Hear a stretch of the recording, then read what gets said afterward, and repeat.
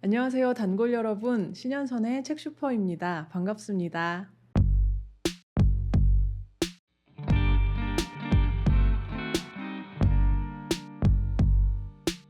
우리가 책이 재미있다라고 말할 때요. 그 재미의 종류는 굉장히 다양하잖아요.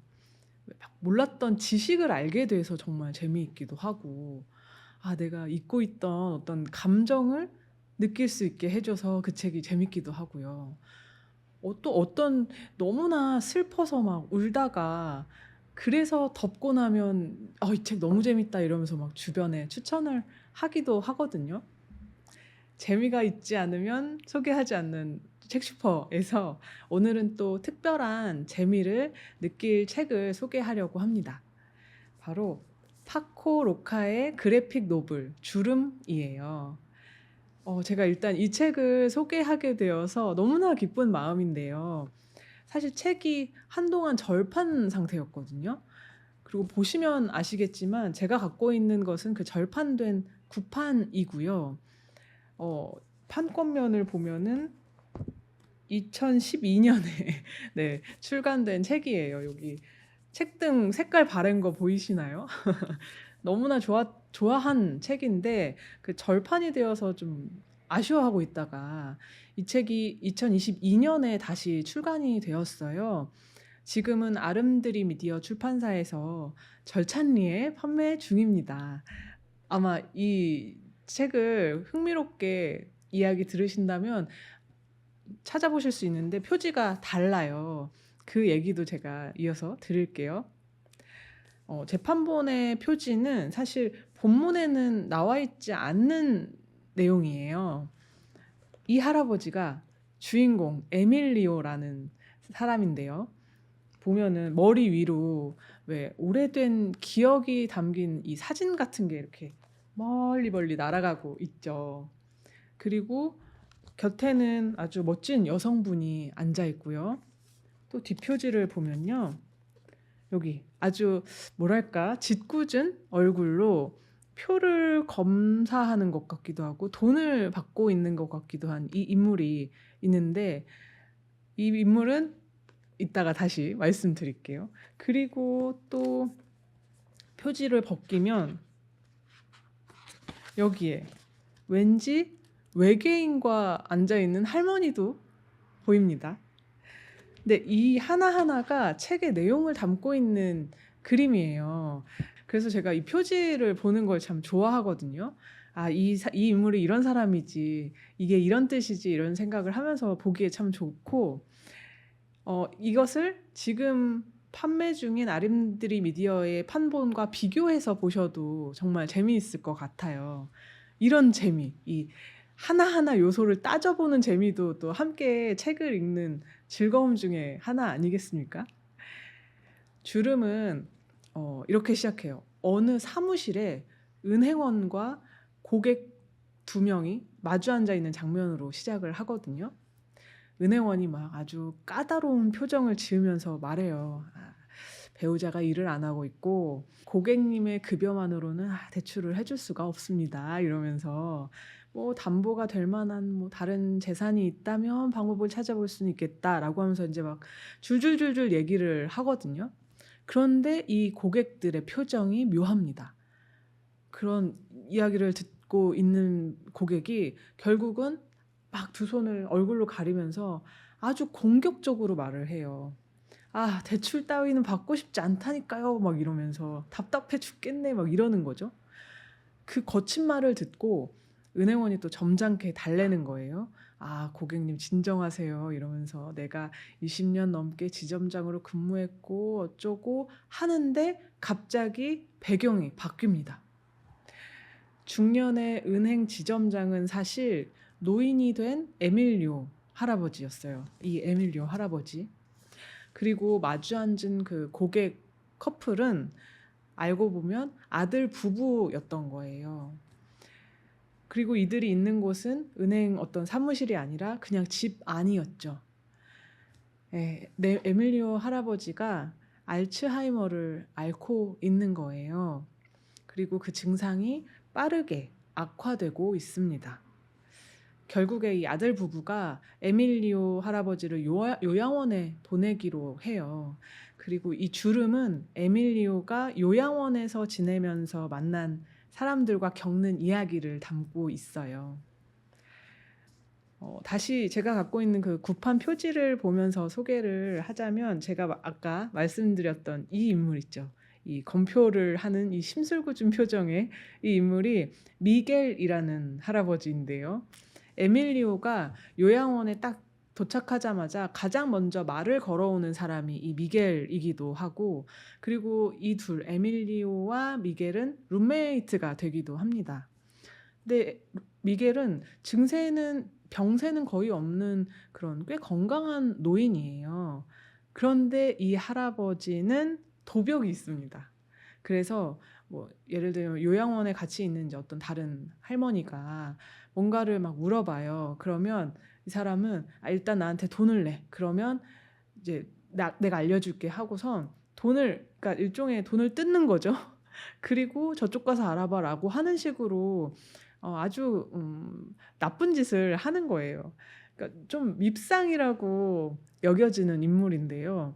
모든 인간이 그렇듯이 인간이 참 입체적이잖아요. 미겔도 마찬가지예요.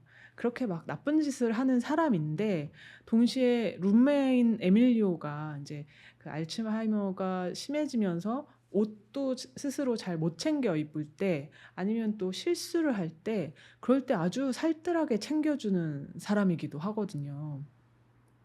그리고 이 이야기 중간에 이제 에밀리오를 비롯한 몇몇 노인들이 이 요양원을 탈출하는 사건이 나와요. 근데 이렇게 공이라는 아주 간단한 단어도 깜빡깜빡하는 에밀리오가 심지어 운전을 해서 짧은 일탈을 하는 사건이 나오는데, 그때도 이 모험을 주도하는 인물이 미겔이에요. 주름은 이렇게 요양원에서 지내는 노년의 아주 다양한 삶을 현실감 있게 보여주는 만화이고요. 이 책에 작가의 후기가 담겨 있는데, 그걸 보면 실제로 자기 주변에 있는 노인들, 그러니까 뭐 친구의 부모님이라든지 먼 친척이라든지 하는 사람들을 직접 취재해서 이 작품의 캐릭터로 담아냈다고 하더라고요. 왜 아까 제가 이 화성 외계인 외계인과 앉아 있는 할머니를 잠깐 보여드렸는데, 그것도 실제 작가의 친구 고모의 얘기래요. 그러니까 화성인이 자꾸 자기를 쫓아다니는 게 무서워서 혼자 있는 것을 싫어하는 인물이고요. 이 작품 안에서는 까르멜리나라는 이름으로 등장하는 사람입니다. 그리고 여기에는 또 젊은 시절에, 그러니까 젊은 시절이면 얼마나 예전이겠어요, 노인의 입장에서. 그런데 그렇게 예전에 자기가 육상 경기에서 한번 우승을 해서 메달을 땄는데, 그 메달을 항상 품에 지니고 다니면서 만나는 사람마다 그 메달 자랑을 하는 사람이 있거든요. 여기에는 레나토라는 인물인데, 이 사람 역시 실제로 작가가 취재를 하면서 만난 노인이라고 하더라고요. 그리고 이렇게 생생한 사람들을 보면서 생각하게 되는 거예요. 진짜 인간에게 기억이란 무엇일까? 또 결코 잊히지 않는 어떤 기억이라는 것이 그 사람을 어떻게 지탱하는 걸까? 또 늙음은 과정일까, 결과일까? 또 무엇인가를 잃어가면서도 한 사람이 인간다울 수 있으려면 무엇이 필요할까? 뭐 이런 아주 여러 가지 묵직한 질문들을 해보게 되는데, 이 책이 주는 재미라는 게 그런 것 같아요. 그러니까 이렇게 묵직한 질문을 던져서 평소에는 잘 하지 않았던 생각을 해보게 하는 그런 재미. 동시에 그런 무거운 질문을 결코 무겁지 않게 전하는 그 만화라는 장르의 재미 말이에요. 무엇보다 이렇게 막 질문들이 쏟아지는 가운데에도 주름에 등장하는 어떤 인물도요, 대상화되지 않거든요. 그러니까 조연으로 잠깐 등장하는 인물한테도 아주 세세한 그 사람의 사연을 이렇게 알려주는 작가 덕분에 한 사람 한 사람의 삶 전체를 있는 그대로, 그러니까 너무 단순하게 단편적으로만 보지 않고 정말 있는 그대로 볼 수 있게 하는 미덕이 있는 작품이기도 합니다. 특히 제가 계속 말씀드렸지만 그 미겔 할아버지 있잖아요. 그러니까 이야기를 끝까지 보면 아실 텐데 뜻밖의 되게 성장캐거든요. 그러니까 노년의 우정 그리고 노년의 성장이라는 아주 소중한 얘기를 지켜볼 수 있게 하는 인물이라서 제가 오늘 책슈퍼 소개를 위해서 이 책을 다시 보았을 때 유독 미겔이라는 인물한테 눈길이 가더라고요. 그리고 제가 스포를 할 수 없어서 말씀드리진 못하지만 아마 이 책을 보시면 여러분도 미겔이라는 인물을 좀 생각해 보게 될 것 같아요. 어떤 남겨진 사람의 입장도 생각해 보게 되고요. 오늘 소개한 책은요. 파코 로카의 그래픽 노블 주름이었습니다. 혹시 넷플릭스에 스파이가 된 남자 보신 분 계실까요? 그게 아내를 먼저 떠나보낸 어떤 노년의 남자가 어떤 계기로 탐정이 되어서 요양원에 잠입해 들어가서 벌어지는 일들을 다룬 드라마인데 정말 재미있거든요. 근데 혹시 보신 분들은 그 작품과 이 주름을 연결해서 보셔도 정말 좋을 것 같아요.